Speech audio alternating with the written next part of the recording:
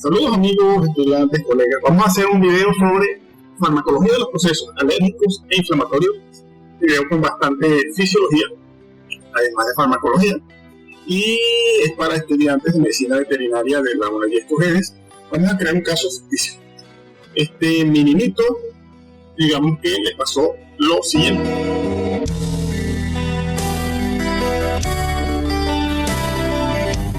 Vamos a hablar de dolor.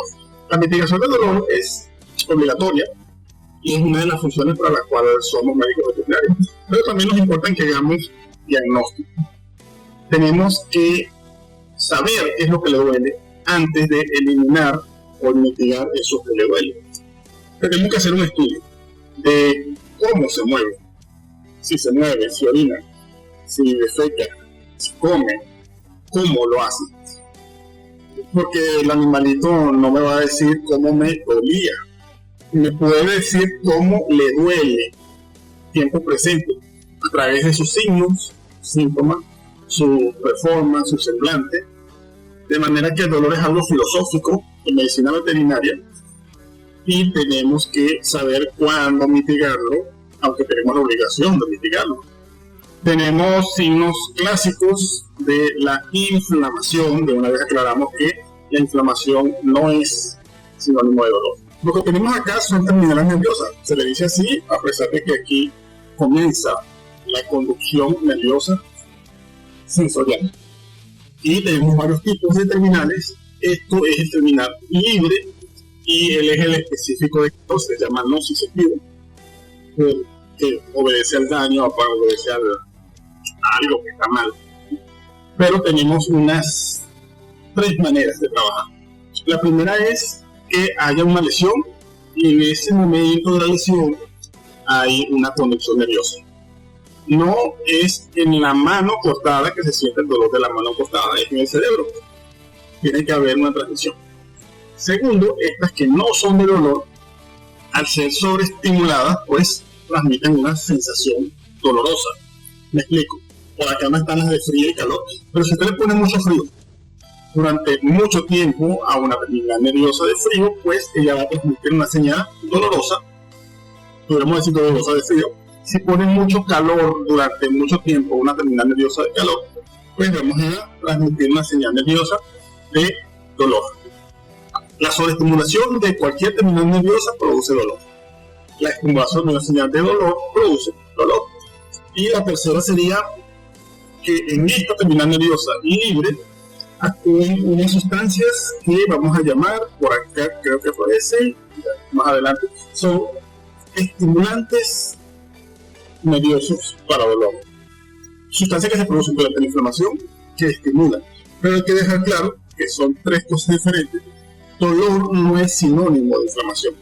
La inflamación produce dolor, pero hay varios tipos de dolor y no todos son inflamatorios. Y lo más inteligente es que quitar la inflamación quita el dolor. Sí, pero podemos quitar el dolor sin quitar la inflamación. Muy importante. Ahora, esto que tenemos acá es un nervio, digamos una neurona. Por acá tenemos la terminación, digamos la terminación libre. Ella transmite hasta la cresta dorsal, hace algo así y termina por el otro lado.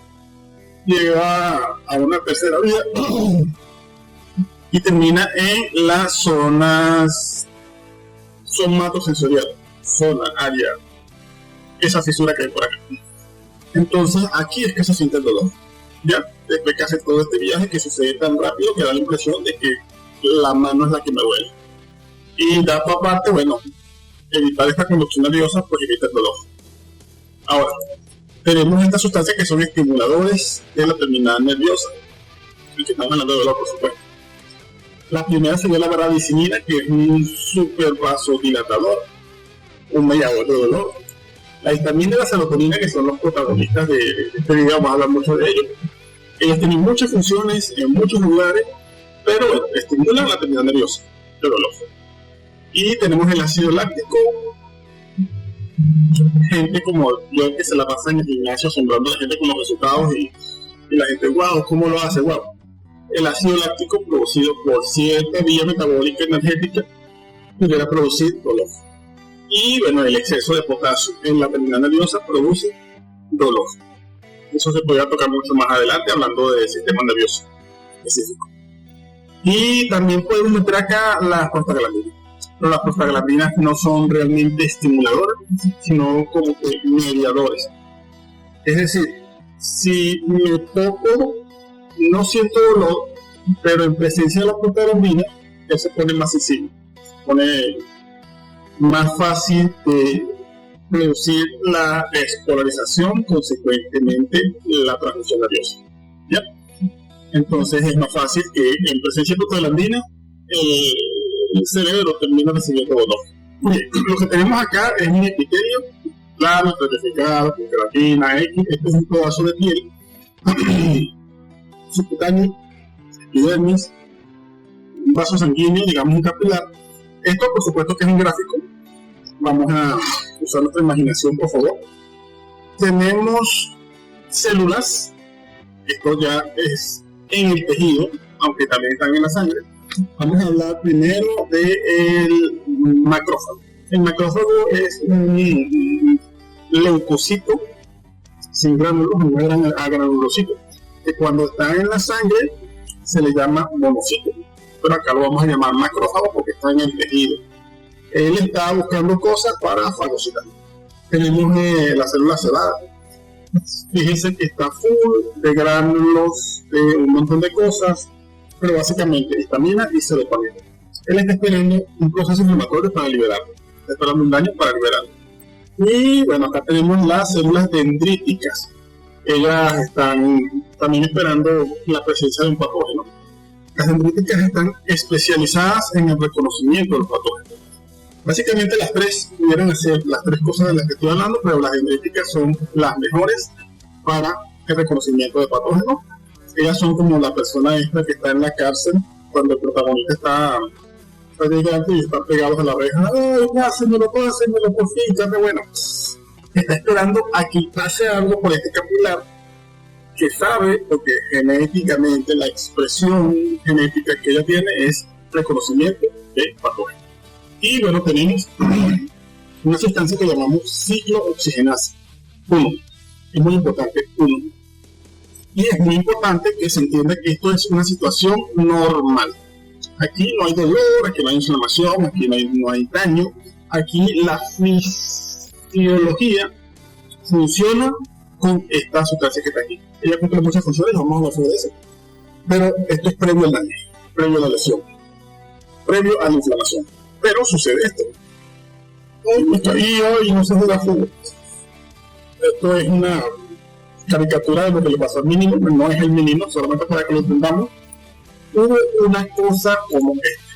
Hubo una ruptura, una discontinuidad del epitelio, plano estratificado con queratina, y la consecuente inflamación. Tenemos una lesión que rompe básicamente la célula. Acá tenemos sustancias liberadas que antes no estaban. Acá tenemos células que técnicamente ya no son células. ¿Por qué? Porque se dañaron mucho, se rompieron. Yo rompo la membrana celular y ya la célula no es una célula, la célula muere. Pero su contenido se vierte en esto. Ya hablamos de terminal nerviosa, que para que empiecen a trabajar. Pero estas sustancias van a activar a estas células que tenemos acá, que son, hablando de células, los protagonistas de la inflamación, y van a activarse. Se les activa el switch y caemos en una cosa que yo llamo activación. Si hay muerte celular, estamos hablando de un estado llamado necrosis. Esto es un estado del tejido, por supuesto que está formado por células. El tejido, el que no está funcionando, es el tejido que está muerto, es el tejido que tiene X características y falta de función. Está también la infección, en este caso unas células invasoras que tienen características diferentes a la somática, en el sentido histológico, en el sentido morfológico, en el sentido químico, de mil maneras, ellas son diferentes y hacen un clic que activa a estas células. También tenemos las reacciones inmunes, porque es posible que sea incluso a una droga, una sustancia, un antibiótico, pero cualquier sustancia que cumpla con las características de tamaño molecular, complejidad molecular y por supuesto tiene que ser orgánica. Fíjense que tenemos los cuerpos extraños. Un cuerpo extraño, por supuesto, ya estamos hablando de un material, una sustancia, pero es una cosa macroscópica, pero que está hecha de moléculas, las cuales tienen que cumplir con estas características que ya dijimos. Tenemos el término, las palabras anhidrida, y él puede transformarse en esto. Esto es la anhidrida, que tiene los mismos componentes de anhidrida, pero con otro patrón.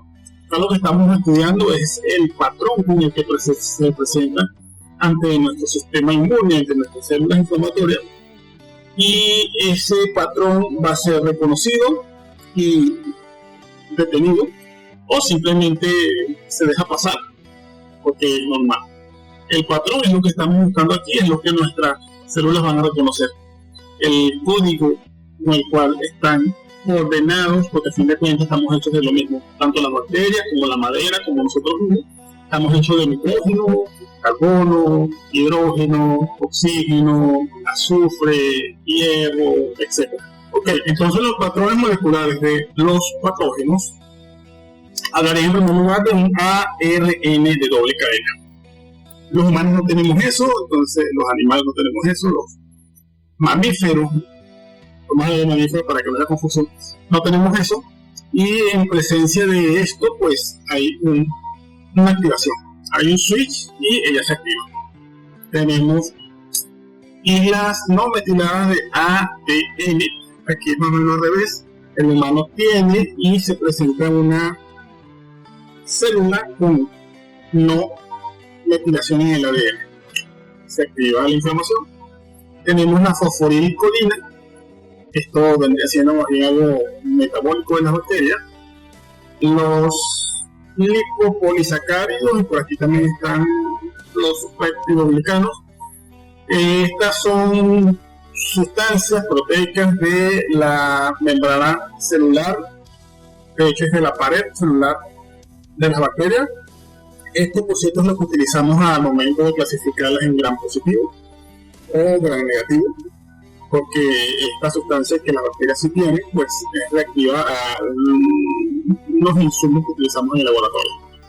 Tenemos la manosa, más un metabolismo, que vendría siendo un monosacárido usado por las bacterias, y la quitina. La quitina sería un carbohidrato fibroso que crea estructuras rígidas. Estamos hablando de artrópodos, estamos hablando de arácnidos, estamos hablando de insectos, estamos hablando de garrapatas, piojos, pulgas, ácaros de sarna, y lesión tisular. Estas son células somáticas, esta vez sí, pero desorganizadas o en todo caso en otra organización. Tenemos patrones de normalidad, patrones de patógenos, y tenemos estos patrones de lesión. Tenemos la presencia de protrombina. La protrombina se presenta en estos casos. Tenemos fragmentos de colágeno, fragmentos de elastina, de fibronectina, calicreína, peptidones plasminosos, la proteincinasa que funcionan con los segundos mensajeros, las globulinas, etc. Ellas deberían estar en la célula cumpliendo una función en una organización, pero hubo un daño, es posible que haya ruptura de la membrana celular y ellas ahora están aquí. No deberían estar y están aquí. Además tenemos estas inmunoglobulinas y los leucotrienos. De esto vamos a hablar más o menos adelante. Pero tenemos otra organización donde hay lo mismo que en la normalidad, pero estos factores de la normalidad están desordenados, están presentados de otra manera. Por eso decimos que es un patrón de lesión. Y bueno, tenemos la PCR y la amiloidoglicina, que vendrían siendo más bien propios de ciertos cuadros patógenos específicos. También tenemos los efectos vasculares. Fíjense que hubo un daño, una invasión, se reconoció una activación de estas células, etc. hubo liberación de esta sustancia y bueno, en primer lugar, la histamina y la serotonina son como esa persona que mantiene la casa en pie y esa persona la caja se cae, pero nadie la reconoce hasta que la persona se va o hasta que la persona se pone loca, que es lo que pasa aquí. Hay una respuesta de estas células que vendría siendo la liberación de histamina y serotonina, pero no es normal. La histamina produce funciones en la normalidad y aquí hay una liberación exacerbada, extrema, violenta, por cierto. Todos estos gránulos se liberan a la vez. Los efectos vasculares entonces vendrían siendo producto de ella la vasodilatación y aumento de la permeabilidad. Los vasos sanguíneos se vuelven más permisivos en eso de la salida de sustancias. Lo primero que sale es líquido, plasma, con proteínas, con electrolitos, etc. Y llega un bulto. Ese aumento de volumen del lugar donde me corté, me lastimé, me quemé, etc. Pues esto sería la primera parte, bueno, una de las partes de la inflamación, y es básicamente debido a los efectos vasculares. La vasodilatación vendría siendo para que haya más irrigación, haya más presencia de sangre o de células sanguíneas. Y también ayuda el aumento de la permeabilidad para que salgan estas cosas. Recordemos que estamos hablando de unos vasos sanguíneos que llamamos capilares, que son los más pequeños que hay. Ok, los efectos vasculares vendrán siendo los primeros, pero ya iniciada la reacción alérgica, la reacción inflamatoria, también tenemos efectos celulares. Vamos a hablar de la quimiotaxis. La quimiotaxis vendría siendo esta salida, esto que estamos viendo aquí. Este es un neutrófilo que está saliendo del capilar hacia el tejido. ¿Por qué? Porque él vio que hay una cosa por allí que necesita de su atención. Imaginen que usted es Batman o un policía, para ser más realista, pero este Batman encaja muy bien.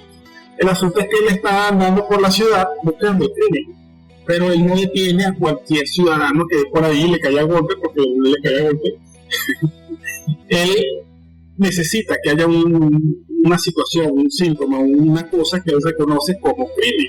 El neutrófilo lo que ve por aquí es un desorden químico, por eso lo llama quimiotaxis. Él va hacia estas sustancias químicas que ya hablamos, la histamina, la serotonina, la bradykinin. Pero siguiendo con el ejemplo de Batman, podemos decir que hay grados. Porque una cosa es que haya un grito y un alboroto, pero otra cosa es que hubo una explosión y así en el Batimóvil cayó un brazo cercenado. Entonces hay respuestas diferentes a situaciones diferentes. La cantidad de células que van a salir, la velocidad con la que van a salir, la agresividad con la que van a salir, la manera en que se da esta quimiotaxis proporcional a la reacción, por supuesto, que tienen estas células al daño X. Pero la quimiotaxis vendría siendo esta extravasación. ¿Ya? Tenemos la extravasación, el reclutamiento por supuesto de células, y finalmente tenemos la fagocitosis. La ingesta de antígenos también es proporcional al tamaño, a las características y tal. Es decir, un parásito multicelular necesita cierta cantidad de fagocitosis, mientras que una simple proteína necesita un macrófago para que la fagocite. Estas son células que están reaccionando a la inflamación que ya se desencadenó debido a un desencadenante. Acá tenemos la entrada de otro actor, que es el linfocito. Hay por lo menos dos tipos de linfocitos. Los linfocitos T vendrían siendo un poco más especializados y hacen una fagocitosis, básicamente. Y los linfocitos B, ellos crean estas inmunoglobulinas. Pero estas inmunoglobulinas son proteínas que anulan específicamente a una proteína, ya sea la que me está simplemente molestando o la proteína denominada de una bacteria X, o incluso de un parásito X. Lo cierto es que esto es específico. Entonces, para ella producir este producto necesita información. El linfocito B llega, no sabe nada. Él necesita que estas tres le metan el chisme de qué es lo que está pasando. Él no va a realizar preguntas y por lo menos el macrófago le presenta, esto se llama presentación del antígeno a el linfocito. Entonces el linfocito se transforma. Esto tenemos que estudiarlo mejor, por supuesto, pero a resumidas cuentas, la información se transforma y expresa una proteína llamada inmunoglobulina, que tiene función anular. ¿Ya? Esto es tan específico que la alergia al maní de la persona X produce una inmunoglobulina, la alergia al pelo de gato produce otra, la alergia a los mariscos produce otras, etc. Si queremos estudiar reacciones alérgicas, tenemos que estudiar inmunoglobulina T. ¿Ya? Otro detalle es que si alguien es alérgico a X cosa, la primera vez que esa cosa se le presenta es la vez que estas células le presentan el antígeno a la inmunoglobulina.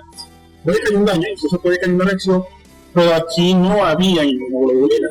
Aquí se les está presentando las inmunoglobulinas y a partir de aquí que se van a presentar.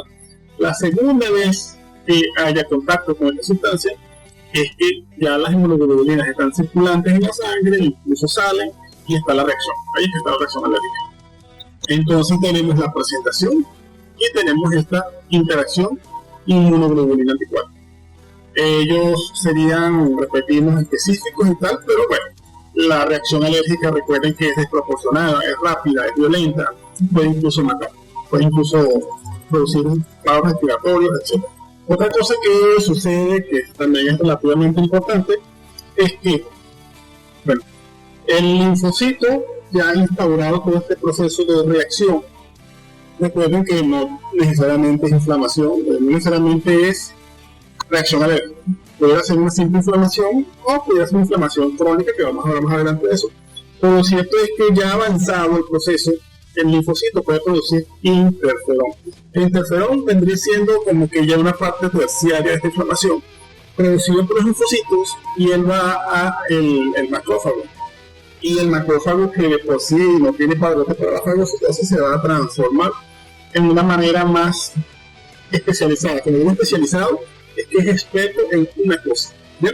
Porque un médico veterinario que pasa toda la vida sacando sangre, lo lleva a un perrito, a lo mejor no va a saber dar la respuesta, aunque sea médico veterinario, y viceversa.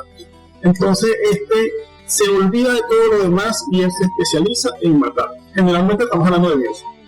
Esta cosa es producida por un virus y eso hace que se produzca interferón, parece este asesino de ese virus específico. Ya, estas son cosas ya especializadas. Por ahí hay científicos que los catalogan en ciudadanos, en policía, pero también está el FBI, que ya es como quien dice la tercera defensa, porque aquellos no pudieron, son específicos y son extremadamente poderosos. Usted lo va a ver en estos cuadros virales crónicos, lo va a ver en neoplasia, crecimientos neoplásicos, etc. Ok, vamos a producir más cosas y más cosas y más cosas. Este leucocito llamado macrófago, que está especializado, ahora va a producir sustancias. Bueno, tenemos que aclarar que hay varios tipos de interferón de aquí, y el que nos desencadena al macrófago sería el interferón G. Y ya dijimos que se va a especializar en esta zona de guerra específica. Y esto hace que él produzca interleuquina. Estamos hablando de interleuquina 1, y este factor de necrosis tumoral específico contra un crecimiento tumoral específico. En primer lugar, estas sustancias en este campo de batalla llaman la atención, hacen que se produzca más quimiotaxis. Esto sigue dilatado, por supuesto. Hay más reclutamiento celular. Hay más soldados de nuestro lado por esta guerra. Esto se está complicando ya. Esto ya es una cosa de tercer tipo. Generalmente esto ya habla de cronicidad. Pero estas sustancias también es posible que vayan a la sangre. Cuando estas sustancias llegan a la sangre, bueno, pasan por todos lados. Pero cuando pasan por el hipotálamo, le dicen: épale, compadre, tenemos un problema por allá, en la patica del perrito aquel.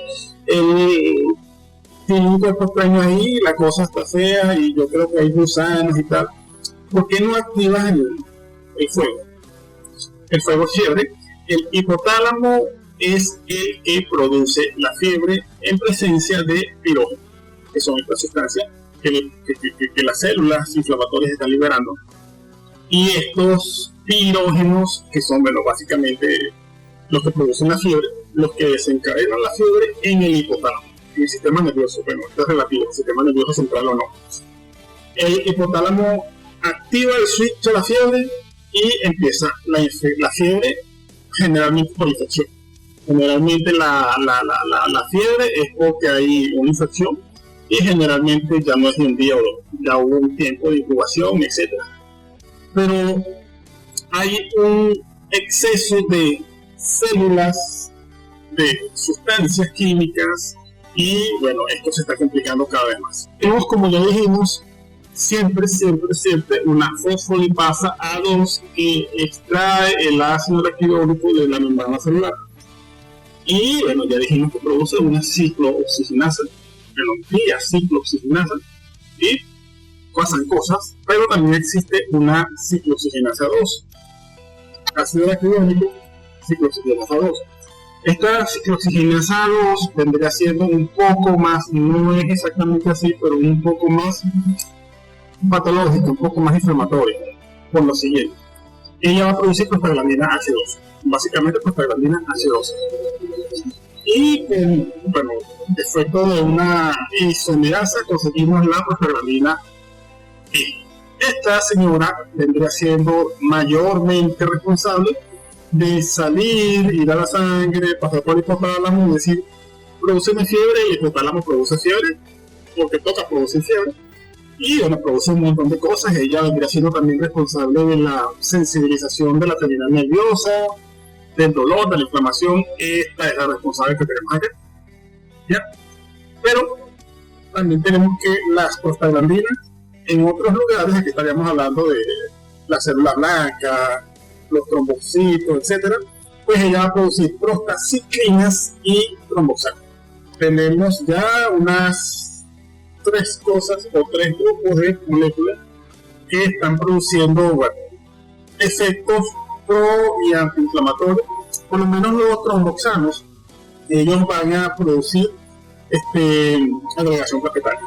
Ellos transforman o promueven la transformación a nivel molecular de la membrana celular de los trombocitos para que estos produzcan fuego.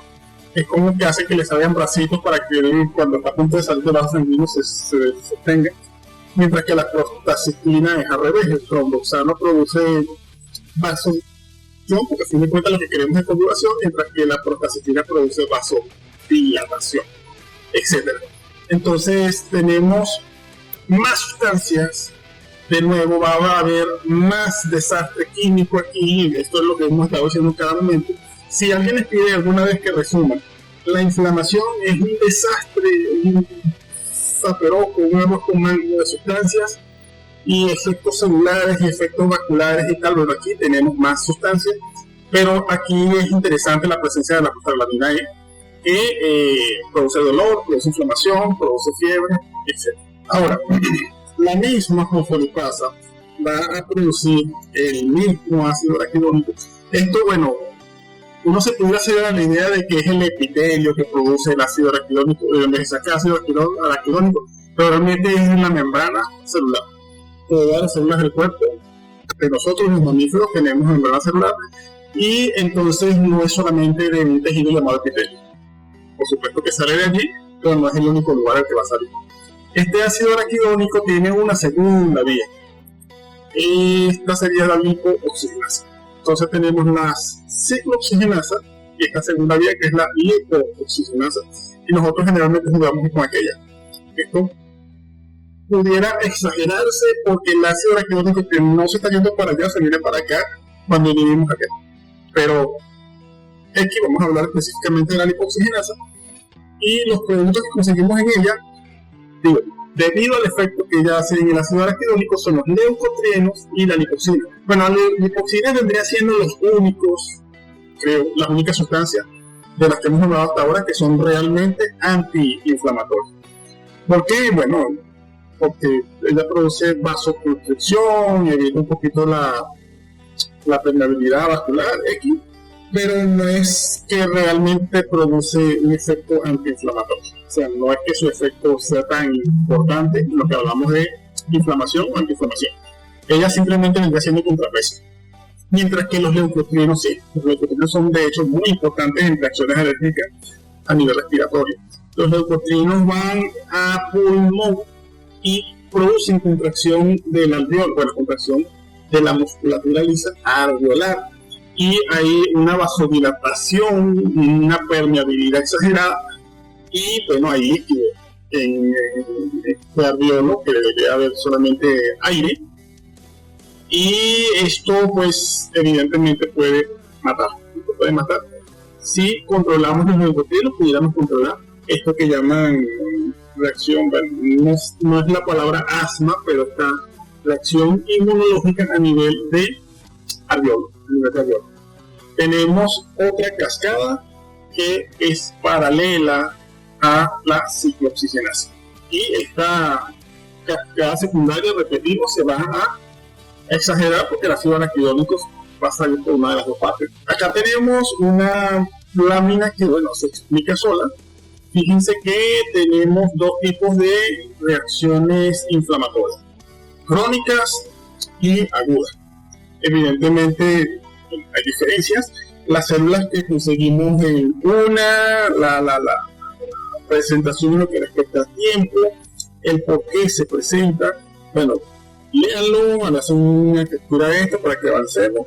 Lo que me parecería más importante sería tal vez este asunto de que esto es innato, es decir, que todos van a reaccionar, todos los animalitos van a reaccionar, mientras que esto no, esto es adquirido. Esto adquirido es lo que hace que funcionen las vacunas, porque tiene, ¿qué te puedo decir? La leptospira en una vacuna y produce un efecto, y esta respuesta que se despertó con esta vacuna, con esta leptospira que yo le estoy proporcionando, va a reaccionar cuando venga la leptospira real. Entonces yo no nací con esta reacción, yo la adquirí debido a la vacuna o a la exposición a la propia vacuna, a la propia bacteria. Esta es la bacterina. Mientras que aquí no, esto es innato, esto no es específico, esto es completamente inespecífico, esta vendría siendo específica, y esto es contra todo. Esto es menos eficiente, esto es mucho más eficiente. Y fíjense que esto es debido a patología, siempre es debido a patología, mientras que esto es una reacción. Aquí yo siempre hago la comparación del vómito. El vómito no es patológico, el vómito es un reflejo. Debido a que, bueno, hay algo que me está haciendo mal y yo actúo, yo activo. Mientras que si no vomito es posible que muera. Es un reflejo que me está ayudando, me está defendiendo. La reacción alérgica, ese dolor que yo siento cuando me clavo una aguja, etc., es bien, tiene una función. Mientras que esto patológico no. Incluso esto sería es un efecto debido a un efecto. Puede hacer una compensación, etc. Fíjense en las células que actúan en cada uno. Fíjense en la causa de cada uno, los tiempos, etc.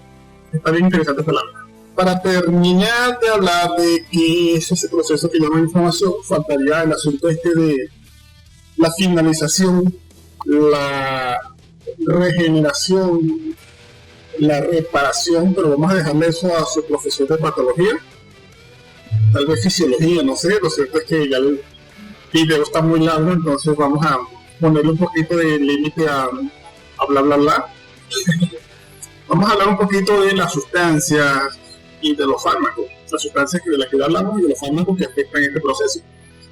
Y tenemos a la histamina. Sucede que la histamina, como ya dije, tiene muchas funciones, muchas funciones en muchos lugares, según donde lo coloquemos: estómago, corazón, cerebro. Es muy interesante que a nivel del sistema nervioso central ella produce alerta. Sin la histamina el paciente siente sueño. La histamina me produce alerta. ¿Qué significa esto? Que si yo bloqueo la histamina voy a producir somnolencia. Y bueno, tenemos unas sustancias que bloquean la histamina. Tenemos en primer lugar que las funciones normales son estas que ya dijimos: la quimiotaxis, vasodilatación, permeabilidad. Hay una peristalsia y bueno, también tiene que ver con la producción de ácido gástrico. Hay alerta en el sistema nervioso central y bueno, también tiene que ver mucho con la conducción cardíaca. la conducción nerviosa a nivel del corazón. Esto sería más bien una modulación, ¿ya? Pero tenemos sustancias que bloquean a los receptores de histamina, los receptores H. Pero el asunto es que ellos bloquean parejo. Ellos bloquean tanto los que hay en el sistema digestivo, como los que hay en el corazón, como los que hay en todas partes, igual que en el cerebro. Entonces me está bloqueando los receptores H que me mantienen despierto. Y si me bloqueas eso, yo siento somnolencia, siento sueño. Estoy teniendo el efecto antihistamínico, pero también estoy adormeciendo, porque tampoco es que es una anestesia, estoy adormeciendo al paciente. Por cierto, estas las moléculas de histamina, véanla, analícenla, gradúenla, sopésenla, compárenla, así parece. Entonces tenemos estos antihistamínicos de primera generación que actúan en los receptores de histamina en general, en todo, no hay discriminación. Ergo, ellos pasan la barrera hematoencefálica y allí es que producen este efecto indeseado de somnolencia, etc. Por acá tenemos unos cuantos que son interesantes. Tenemos los de segunda generación. Los de segunda generación no pasan la barrera hematoencefálica, esta es la gran diferencia. Ellos no pasan la barrera hematoencefálica, entonces no tienen ese efecto secundario de la somnolencia, el sueño. Ellos no quitan la alerta, y producen un efecto antihistamínico. Esto no quiere decir que no hay efecto secundario. El tema es que la histamina tiene muchos efectos, tiene muchas funciones, y yo estoy inhibiendo todas estas funciones, solamente pues estoy queriendo evitar el efecto inflamatorio. ¿Estamos? Bueno, ella tiene efectos en los receptores colinérgicos, en los receptores adrenérgicos, incluso en los receptores de la serotonina. ¿Cuáles son los efectos secundarios? Bueno, depende de cuál es el órgano que estoy estudiando. Pero lo cierto es que puedo incluso afectar la conducción cardíaca. La conducción cardíaca cuando afecto la recepción, cuando bloqueo estos receptores de histamina. Claro, con la diferencia entre los de primera y segunda generación. Los hay incluso mejores. Pero la diferencia entre estos y estos es que estos no pasan la barrera hematoencefálica. Otra cosa que tenemos es que hay además de H1, tenemos H2. Ellos se consiguen básicamente a nivel gastrointestinal. La histamina llega al receptor H2 y produce ácido. Hay ácido gástrico gracias a la interacción de la histamina con los receptores H2.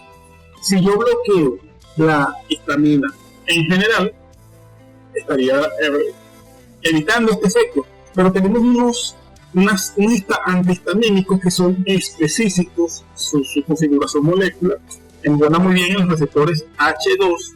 La histamina no llega al estómago, no produce el ácido, y bueno, hay una reducción después de la digestión básicamente, pero ellos se usan como antiácido. ¿Ya? Se usan como antiácido. Un dato aparte es que la ranitidina se consiguió que está asociada a la producción de crecimiento neoplásico y se prohibió en Europa. No sé si en Estados Unidos, pero aquí en Latinoamérica somos más permisivos con las sustancias, y bueno, somos médicos veterinarios que estamos tratando a especies de interés técnico, y a veces no es tan importante cuidar a la vaca del posible crecimiento tumoral, porque es una posibilidad, pero si es necesario quitarle un efecto inflamatorio o un efecto histamínico, la serotonina. Si quieren saber más de ella, pues hay otros videos. De hecho, el sistema nervioso central se trató bastante bien la serotonina, pero bueno, sin embargo, pudiéramos decir que tiene más o menos las mismas funciones que la histamina. ¿Ya? Inmutaxis, vasodilatación, permeabilidad, peristalsia, y en el sistema nervioso central, alerta. Ella también tiene muchas funciones. Ya dijimos que como la histamina tiene 1000 funciones en 1000 lugares. Si buscan hormona de la felicidad, van a conseguir serotonina.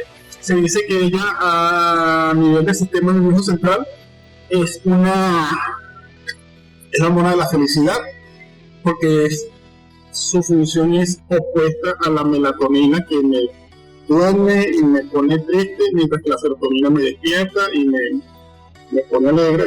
no sé. Lo cierto es que la serotonina acumulada me estimula. Un antidepresivo produce aumento de la actividad serotoninérgica. Pero, en fin, la serotonina tiene 1000 funciones. Hay 7, por lo menos 7 tipos de receptores serotoninérgicos.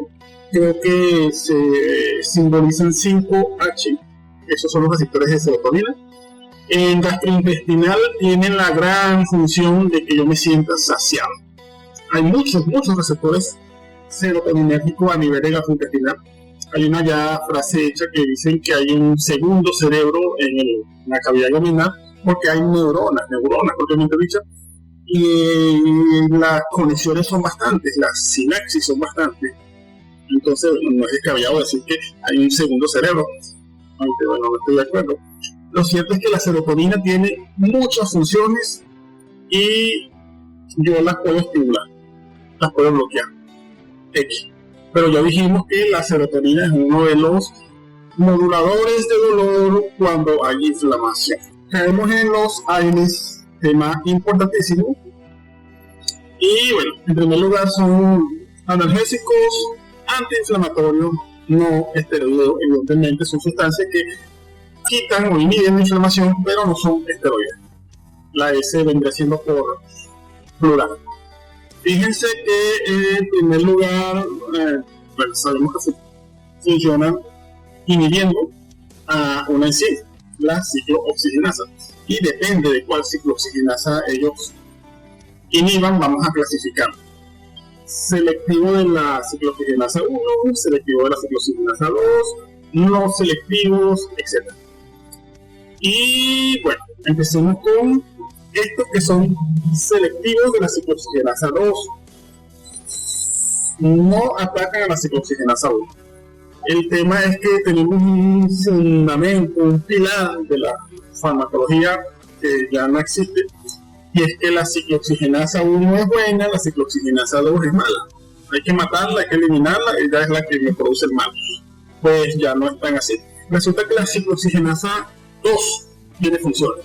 Ella tiene características fisiológicas, efectos fisiológicos que yo necesito. Básicamente a nivel de riñón, a nivel de corazón, etc. Entonces, estas sustancias, que por eso ya no se están usando, son específicas de la ciclooxigenasa 2. Ya no voy a tener efecto de la ciclooxigenasa 2. Y entonces, bueno, ¿cuál es el problema? Nada, que si me las tomo es posible que me dé un infarto, porque la ciclooxigenasa 2 está muy inmiscuida en la irrigación del corazón, del sistema coronario. Está muy inmiscuida en la llegada de sangre al riñón. ¿Ya? Entonces, son muy pocas las patologías para las cuales puedo recomendar estos que son específicos de la ciclooxigenasa 2. ¿Qué tenemos que hacer? Bueno, así aparecieron estos. Ellos no son específicos de la ciclooxigenasa 2, también afectan a la ciclooxigenasa 1. Un poquito, depende de cuál estemos hablando. Y yo uso bastante meloxicam, piroxicam, si la cosa está fuerte uso diclofenac, ketorolaco, etc. Pero me afectan poco a la ciclooxigenasa 1. Básicamente hacen como esto, pero con menos intensidad. Y bueno, por lo menos el meloxicam tiene un buen efecto antiinflamatorio. Tenemos además estos que, bueno, se caracterizan porque son más bien de la ciclooxigenasa 1 que de la 2, pero no es porque sean buenos analgésicos o que sean malos analgésicos, sino que tienen sus indicaciones específicas, ¿ya? Que si se van más para articulaciones, que si hueso, que si sistema nervioso central, etc.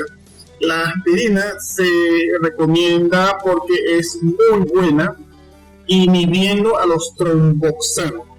Entonces, los trombos existen y ellos están esperando soltarse para tapar una arteria, un capilar, y de ahí en adelante hay un infarto. Y bueno, si yo elimino o anulo a los tromboxanos, estaría anulando los trombos. Pero la verdad es que los mamíferos, si incluimos a nosotros, por supuesto, los mamíferos tienen muy pocas patologías referentes a infarto. No es que no los hay, sí los hay, pero los hay muy pocos. Si quieren ver problemas de ese sentido en mamíferos, tendríamos que buscar problemas valvulares, si hablamos de cardiovascular, tal vez problemas de tensión arterial, y generalmente originados a dietas y tal, mientras que en el humano es por la mala vida, las drogas, las mujeres. Vaya. Lo cierto es que, bueno, tenemos estos que son más específicos de patologías, de situaciones y tal. Y finalmente tenemos estos que son no ácidos, porque estos son ligeramente ácidos, mientras que estos no ácidos realmente no son aire. ¿Por qué? Porque ellos no quitan la inflamación. Ya por aquí los sacamos de los aires, pero sí quitan la fiebre. Recuerden los 4 pilares de la inflamación.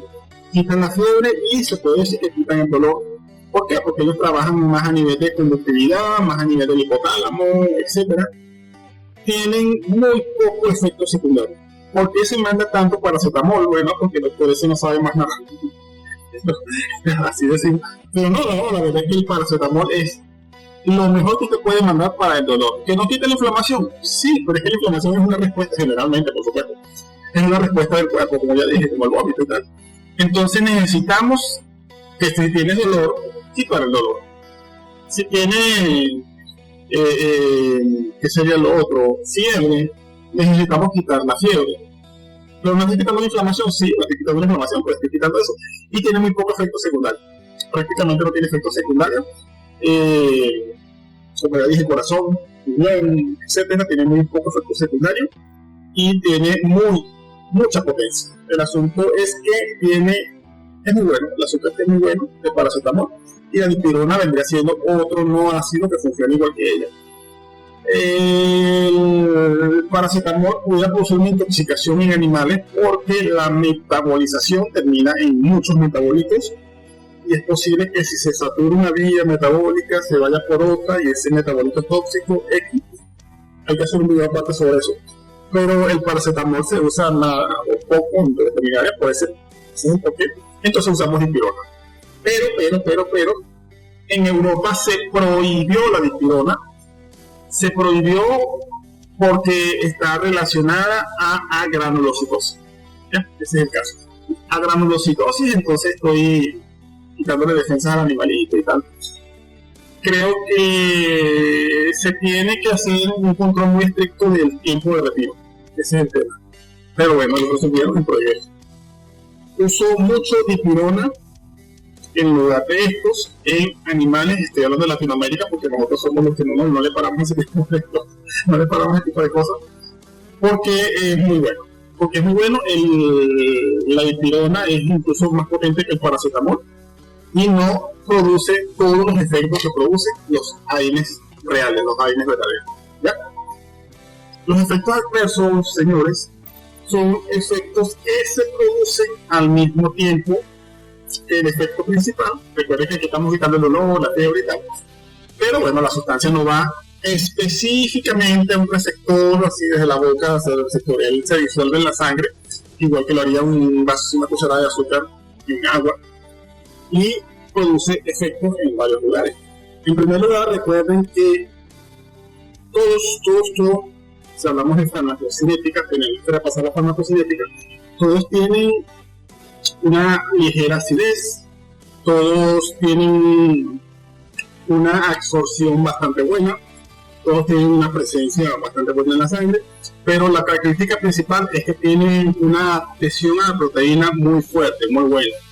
Es tan buena que es posible que desplacen a otra droga que estaría metida allí. Y recuerden lo siguiente, todas las sustancias necesitan adherirse a una proteína transportadora para transportarse, valga la redundancia. Pero yo cuando leo 5 miligramos cada 8 horas, es porque alguien hizo un estudio, un laboratorio hizo un estudio, considerando las características de ese fármaco, y ellos dicen que son 5 miligramos, basándose en que hay una parte que está haciendo efecto, pero no es la totalidad de lo que le digo. No son los 5 miligramos, es una porción de esos 5 miligramos, porque la otra está pegada a proteína, está inactiva. Está inactiva circulando, mientras que hay una parte activa y libre de la proteína que está haciendo efecto en el tejido. ¿Y qué sucede cuando le doy el AINE junto con otra cosa? Pues el AINE desplaza de la proteína transportadora y activa el 100% del fármaco.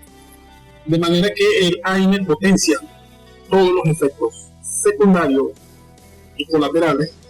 Y bueno, si estos efectos adversos son contra la respiración, contra la conciencia, contra la coagulación, contra la conducción, etcétera, pues no debo darle AINE ni con otra cosa. Lo más sano es que yo use el AINE solito. ¿Ya? Y complejo la gente que hace eso. hay que tener conocimiento para tener ética. Ok, lo siguiente sería el riñón y corazón. ¿Qué pasa aquí? Bueno, en primer lugar vamos a hablar básicamente de la indometacina, pudiera ser.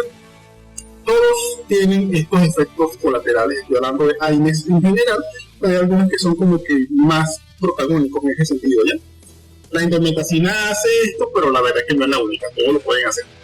¿Qué pasa con los AINES en riñón? Los AINES hacen una vasoconstricción indirecta de la arteria aferente que le lleva sangre al glomérulo. Es decir, hay una prostaglandina que se produce por la ciclooxigenasa 2. Esa prostaglandina dilata el vaso sanguíneo aferente. Cuando el AINE inhibe a la ciclooxigenasa 2, ella evita que se produzca la prostaglandina y entonces el vaso sanguíneo que le lleva sangre al riñón se cierra. El riñón, como él está ahí para salvarte la vida, él dice, oye, este tipo o está en un desierto y no está tomando agua y no hay sangre, entonces tengo que hacer algo. O hay una hemorragia, no hay sangre y yo tengo que hacer algo. ¿Qué es lo que él hace? Él activa el sistema renina, angiotensina, aldosterona. Eso hace que suba la tensión arterial, es decir, hay un ahorro en el líquido, aumenta la presión a nivel arterial y eso hace que el corazón trabaje más. Efecto colateral, colateral. Y bueno, vamos a evitarlo porque primeramente es posible que me mate, sí, pero si no, es posible que el uso continuado haga un fallo renal, por lo menos de primer grado, sino de segundo grado. El siguiente sería a nivel gastrointestinal. Aquí podemos decir que el ketorolaco, el ketoprofeno, tal vez el ibuprofeno, ellos van a inhibir específicamente la producción del moco protector a nivel del estómago. Aquí hay unas células, más o menos entre la primera y la segunda parte del estómago, según la especie, que producen un moco.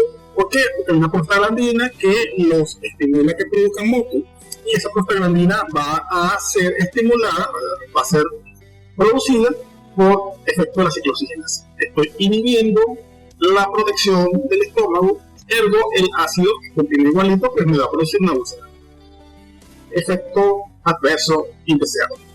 Y si bueno, a esto se le suma un estrés, como que un animalito está haciendo cada 5 minutos porque estás en un tratamiento o un perrito que tú lo hospitalizaste lo metiste en una caja de 50 por 50 centímetros, 2 metros y no está con un dueño y está con una persona que no conoce y tal, ese estrés de cualquier tipo junto con el efecto de estos analgésicos porque ay, pobrecito perro, yo quiero que no sienta dolor y tal, produce una bolsa, ¿ya?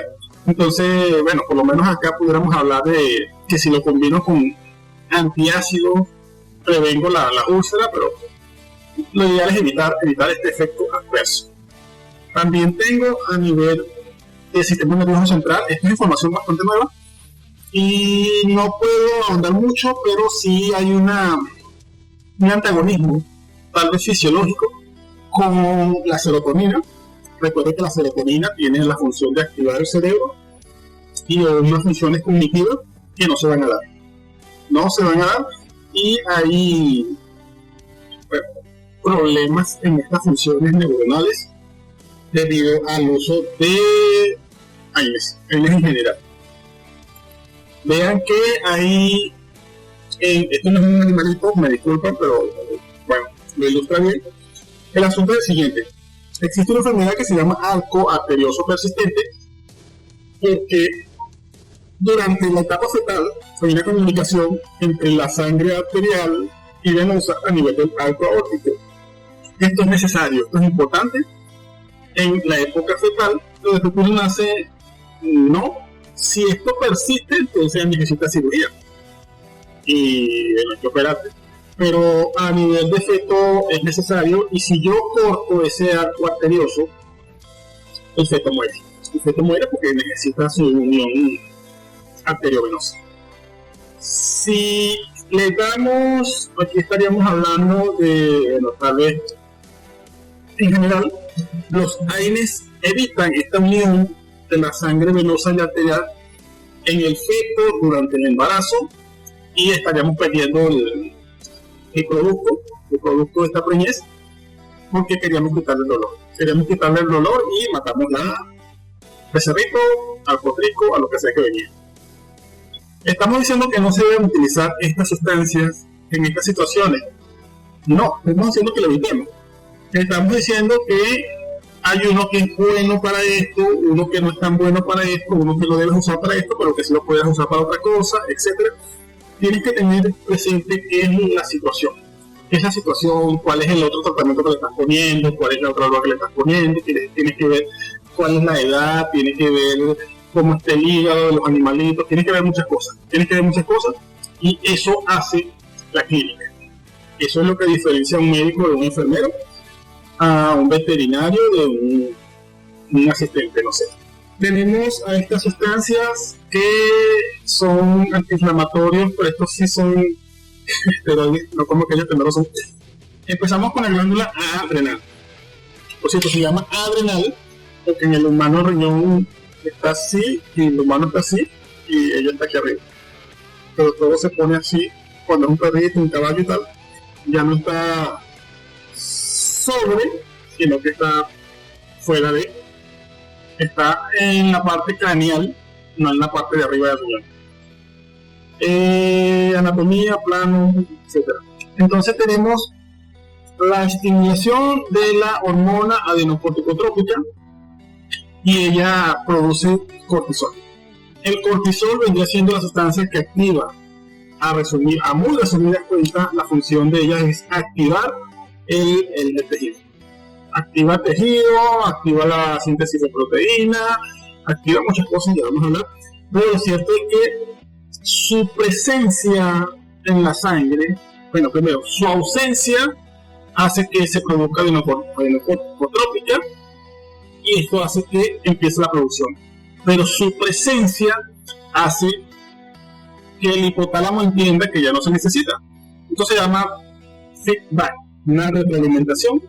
De manera que, bueno, el exceso de policías hace que baje la delincuencia, ojalá, y al bajar la delincuencia se necesita menos policía y eso hace, o debería hacer, que se produzcan menos policías.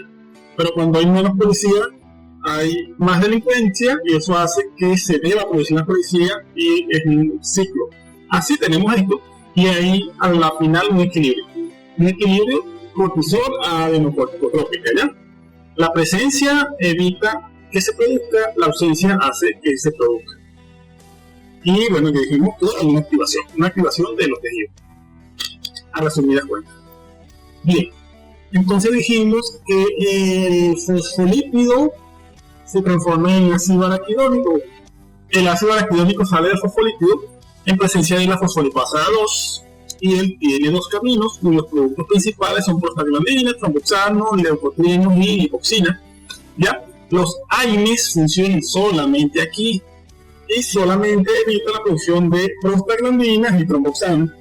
Y ya sabemos todo lo que simplemente eso produce. ¿Ya? Hay una producción, pero una inhibición de la producción de prostaglandinas y tromboxano. No pasa nada por aquí. Pero el corticosteroide no trabaja aquí, él trabaja más arriba, él trabaja aquí. Por supuesto que esto se produce en el mismo lugar. Si hablamos histológicamente, no sé cuál sería la ciencia que estudia la membrana de la célula, pero esto se produce en la membrana celular. En la membrana celular hacemos esto, pero no con el aire, mientras que con el corticosteroide hacemos inhibición de la fosfolipasa. ¿Qué significa que inhibimos la fosfolipasa? Bueno, ya no va a haber ninguno de estos cuatro, porque estas dos no van a funcionar. Eso simplemente evita que sucedan muchos procesos. Uno de ellos es la inflamación, por supuesto, pero hay muchos procesos de los cuales tenemos que hablar. Tenemos una inhibición de el efecto de la ciclooxigenasa y la lipooxigenasa. ¿Qué otra cosa hacen las corticoides? En primer lugar, bueno, estamos hablando de células, pero en esta ocasión se mete el otro efecto que se mete en la célula y afecta el alma de la célula. Ella evita que el ADN del mamífero, de hecho hay un montón de animales que no son mamíferos en los cuales se ha conseguido esto, esta es otra de las evidencias de la evolución, y decimos que ella evita la síntesis de proteínas porque evita una cosa que se llama transcripción. No se produce esto que llaman ARN mensajero, ergo no hay síntesis de proteína. ¿Pero qué significa que no hay síntesis de proteína? Mucho. El asunto es que, bueno, ¿qué le puedo decir? Una neurona sin neurotransmisor no hace nada, no es neurona. Un hepatocito que no produce miles de proteínas, incluida la albúmina, etcétera, pues no hace nada, no hay enzimas, no hay etcétera, y literalmente no hay actividad celular. La función, repito, el alma de la célula es la síntesis proteica y el esteroide lo está inhibiendo, ¿ya? Por el simple hecho de que esté inhibiendo la transcripción del ARN mensajero, el cual no se va a producir, ¿ya? Esto hace, por supuesto, efectos. Decimos que hay un efecto antiinflamatorio, por supuesto, porque no están produciéndose estas sustancias que son promotoras y amplificadoras de la inflamación, etcétera, porque no hay síntesis de proteína, y también hay un efecto hiperglicemiante. Todas estas cosas las hace en cierto sentido el cortisol, pero nosotros estamos reforzando, estamos multiplicando este efecto. Hay una inhibición de una proteína que nosotros llamamos insulina, no se está produciendo. Hay un azúcar en exceso en la sangre, la cual no está siendo llevada al hepatocito, a la formación de eso que llaman glucógeno. De hecho, también produce un estrés, lo cual produce una glucogenólisis, destrucción del glucógeno, lo cual también genera más azúcar en la sangre. Entonces, el efecto es crucial, cumbre, máximo, extremo y en general. Ya cada célula del organismo se va a ver afectada. Todas las células del organismo se van a ver afectadas. Tenemos un efecto antidiurético porque él actúa a nivel de nefrona, promoviendo la recaptación, la reabsorción de sodio. Con eso se absorbe el agua, evita que se orine. Y bueno, hay edematización, la palabra. Bueno, digamos que hay un aumento en la volemia sanguínea, para ser un poquito más específico. Hay un efecto inmunosupresor, porque caemos en lo mismo. Hay unas células que están produciendo una proteína que se llama, por ejemplo, inmunoglobulinas, y no lo están haciendo. Estas células blancas no están produciendo estas sustancias que debieran estar produciendo. Porque, bueno, tengo, no sé, una espada así metida en la pata o no sé, una bala por mi hombro X. Y eso debía ser doloroso, inflamatorio y tal, no lo está haciendo por efecto del esteroide, de estas inhibición en la síntesis de proteínas. También es anticicatrizal, porque no está produciéndose de colágeno, estas fibrinas, etcétera, que son necesarias. Y yo pudiera incluso utilizar este efecto porque hay animales, de hecho el humano tiene mucho de eso. Ellos tienen una cicatrización muy violenta, muy agresiva, que bueno, para que les salve la vida, pero a veces producen un exceso de cicatriz, no recuerdo cómo lo llaman, un queloide, y si yo sé que va a producirse un queloide y quiero evitar que se produzca, pues administro esteroides. Y estaría técnicamente hablando inhibiendo la cicatrización, aunque podríamos decir que la estoy modelando la cicatrización. Hay una inhibición de la hormona adenotrópico-trópica, como ya dijimos, por una retroalimentación. La presencia de corticoides evita, ojo con esto, que se produzca cortisol. ¿Ya? Pero esto es un pequeño empujón. Entonces él se regresa y le vuelve a dar un pequeño empujón y tal. Pero si yo continúo, porque esto es artificial, esto no es el cortisol, esto es una sustancia que yo le estoy metiendo, empujón y empujón y empujón, y cuando lo quito él se regresa un paso, pero yo le di 10 pasos, de manera que estoy quitando el cortisol, y si le quito el corticosteroide de golpe también, entonces el animal va a pasar un tiempo sin cortisol ni corticosteroide, y no hay nada que estimule los mecanismos celulares de las células, y luego está matar al animal. Vamos, necesito reactivar poco a poco este feedback adenocorticotrópica con cortisol. Y bueno, es lo mismo, inhibición de la somatotropina. Ok, el antagonismo fisiológico se da porque es posible que una sustancia que yo administre produce un efecto X y una sustancia aparte, o sea, una segunda medicina aparte, produce un efecto que es opuesto al X.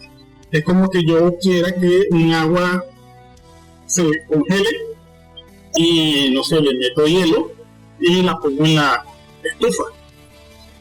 Pues no se va a congelar. O que quiera que se caliente y así como le metí fuego, la meta en el computador, no se va a congelar. Son sustancias contrapuestas en lo que respecta a su efecto. No es antagonismo propiamente dicho, pero bueno, sí es una competencia en lo que respecta a la función que ellas están haciendo. Entonces, en primer lugar tenemos los AINES. Los AINEs, primero ellos potencian todo, y el corticosteroide potenciado inhibe todo, y se sabe que si los combinamos hay una potencial hemorragia gástrica. Experimentación se ha conseguido que esta combinación produce hemorragia gástrica. Si tenemos una sustancia que es inmunosupresora, pues no debemos darla con los corticosteroides. Simplemente estamos potenciando un efecto que en cierto nivel queremos, pero si se me pasa la mano con una inmunosupresión, le estoy dando un inmunosupresor, encima le pongo otro inmunosupresor, entonces estoy exponiendo demasiado al animal, o tal vez esté apagando el sistema inmunológico o X cosa. Esta es una potenciación que se entiende como un efecto adverso. Tenemos también que hay vacunas. Las vacunas funcionan con el sistema inmunológico. El corticosteroide es inmunosupresor. Estoy haciendo que el tipo que va a trabajar se ponga débil. Entonces le estoy dando el material, le estoy dando el cemento, el pelo y tal, pero el bañil no sirve para nada. La vacuna no va a funcionar porque el sistema inmunológico no está funcionando por efecto del corticosteroide.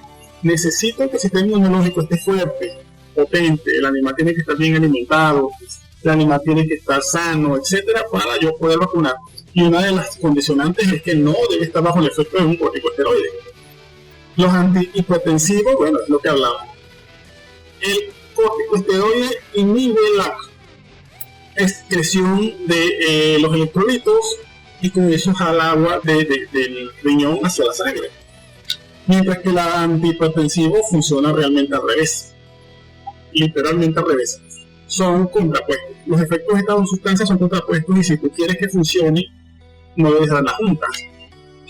Tenemos los antibióticos que funcionan con el sistema inmunológico, pero lo más interesante de esto es que tú tienes que tener la ética y el conocimiento. Si sospechas de una infección, ¿por qué le das esteroides? No debes inmunosuprimir a un animal que tiene una infección. Si sospechas de una enfermedad que amerita bajar el sistema inmunológico, evidentemente no es una infección, ¿ya? Entonces, si sospechas de una cosa, dale esteroides. Si sospechas de la otra, dale antibiótico. No hay un diagnóstico ni el cual amerite darle los dos. Lo que sí te digo es que si estás peleando con una infección, especialmente una infección viral, y le das un esteroide, vas a inmunosuprimirlo y esta infección va a ser potenciada. El antibiótico es bien para las infecciones, el esteroide no. Simplemente eso.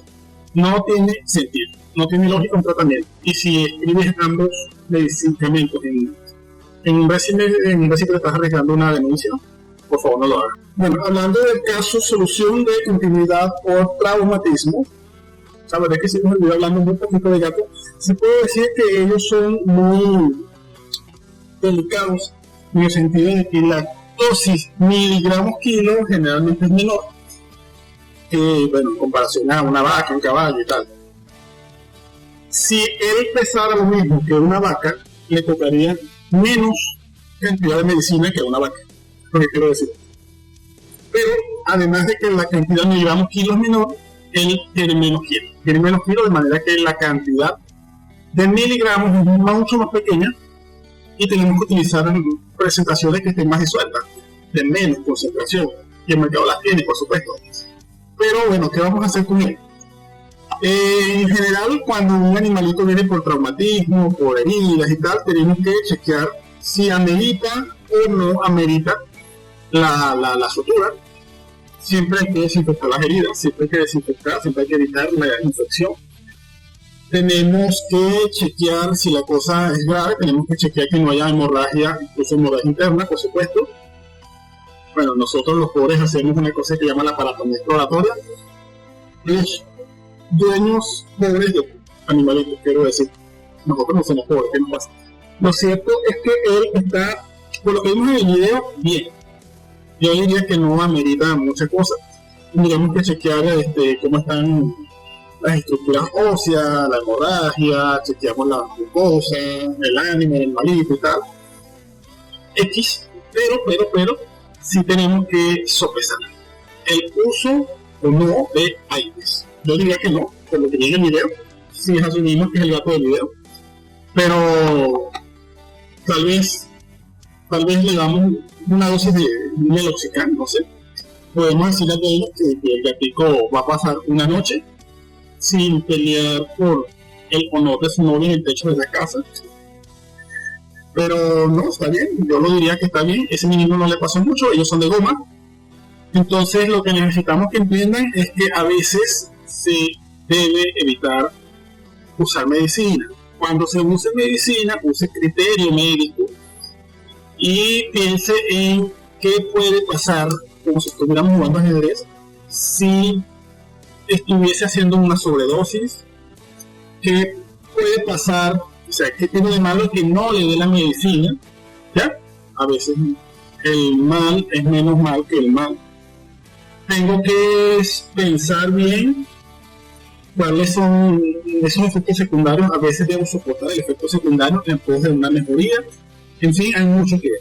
Hay que ver qué está comiendo, hay que ver qué está orinando, hay que ver qué está pecando, hay que ver qué está haciendo. Hay que hacer un cuadro completo y en base a eso, siempre que pudiéramos evitar usar la sustancia, la evitamos, por supuesto que sí. Pero bueno, nos llega el cliente, este gatito lo que hizo fue caerse, y nosotros para justificar la consulta mandamos un AINE que a veces puede complicar la cosa, mandamos un esteroide que a veces puede complicar la cosa, y no es que esté mal administrar la sustancia, hay que hacerlo consensuadamente. Si tú quieres hacer un récipe por cumplir un requisito, mandar una vitamina, no sé, una cosa más inocua, las vitaminas también producen cuadros patológicos si exageramos de ellas, pero evitemos usar porque sí una sustancia. Las sustancias tienen efectos colaterales, efectos adversos, efectos secundarios. El menino va a estar bien. Gracias por chequear. Pregúntenme lo que necesiten. Hay una mensajería por acá. Pero esto es una guía de estudio para la clase. Nos vemos en la clase. Siempre recuerden que esto no es todo, para nada. Esto es un estudio, tal vez sí, de segundo nivel, pero no es el máximo estudio. Necesito que ustedes se enamoren de una sustancia, averigüen todo lo que necesitan de esa sustancia, vean cuál es la opción y por qué no están usando esa opción, porque están usando esa sustancia, vean cuáles son los efectos colaterales, vean cuál es la molécula, vean cuál es el órgano blanco, vean cuál es el efecto secundario, vean el tipo de droga que es y el efecto que producen ese tipo de drogas, etc.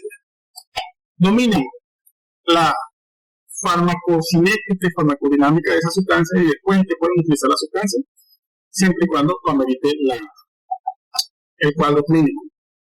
Si preguntas por la mensajería o en la clase, nos vemos en la clase y nos vemos en el examen.